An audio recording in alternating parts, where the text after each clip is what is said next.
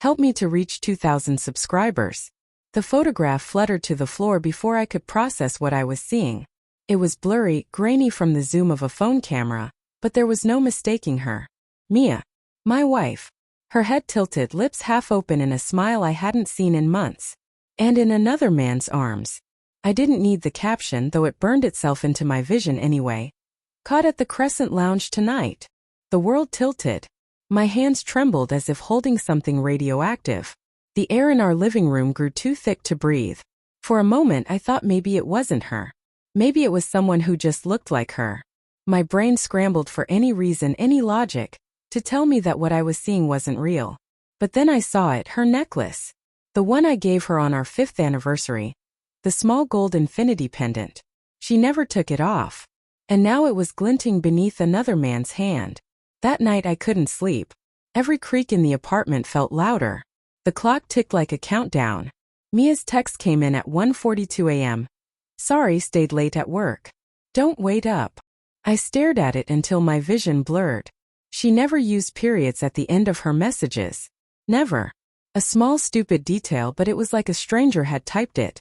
By 3 a.m., I was sitting on the couch, fully dressed, my mind split between confrontation and cowardice. I kept asking myself, what if there's a reason? Maybe she's helping a coworker. Maybe it's a misunderstanding. But beneath the denial was a quiet, festering truth. I already knew. When she came home, I pretended to be asleep. Her footsteps were light. Guilty. I could smell the faint trace of cologne that wasn't mine, musky, sharp. She slipped into bed carefully, not too close, not too far. Her breathing steadied in minutes. I lay awake beside her, my body stiff, my heart pounding so hard I thought she might feel it through the sheets. The next morning I couldn't stop looking at her. She moved through our kitchen like she always did. Pouring coffee, humming under her breath, but it was different. Too calm. Too deliberate. Like she was performing a role she'd rehearsed. Mia. I finally said, my voice cracking. Are you seeing someone? The words came out like a gunshot. Her hand froze on the coffee mug. What? No. Why would you? I saw a picture, I said. You were at the Crescent Lounge. With someone. She blinked, her face tightening with something between fear and offense. Who showed you that? Does it matter? Yes, it matters, she snapped, voice rising. Someone's trying to ruin us, Daniel. Whoever sent you that. Mia, please. I stood, my throat thick. Just tell me the truth. Her eyes glistened. It's not what you think. Then what is it? She hesitated. He's just a friend. We were talking about work. He hugged me. That's it. Her tone was careful, measured. But her eyes flickered away at the word hugged. Days passed, but the air between us curdled. She was on her phone more. Turning it face down when I walked by. Leaving earlier for meetings. The more I tried to catch her, the more careful she became. And the more careful she became, the more paranoid I felt. I started checking her messages when she showered, tracking her location, counting the minutes between texts. I hated myself for it, but I couldn't stop. Every night became a silent war. We lay side by side but oceans apart. Her body turned away, my heart begging for something, anything, that would make it all make sense again. One evening I decided to follow her. She said she was meeting a client at a restaurant downtown. I waited 10 minutes, then drove after her, my heart drumming against my ribs like a warning. When I saw her through the glass window, my breath caught. She was sitting with him. The same man from the photo. Tall, confident, leaning too close. She smiled, that smile again. They didn't kiss. But they didn't need to. The space between them was already too intimate. I sat in my car for nearly half an hour, my vision fogged with tears, my chest hollowed out. Then I drove home, gripping the wheel until my knuckles turned white. When she came home that night, I was waiting in the living room. She froze when she saw me.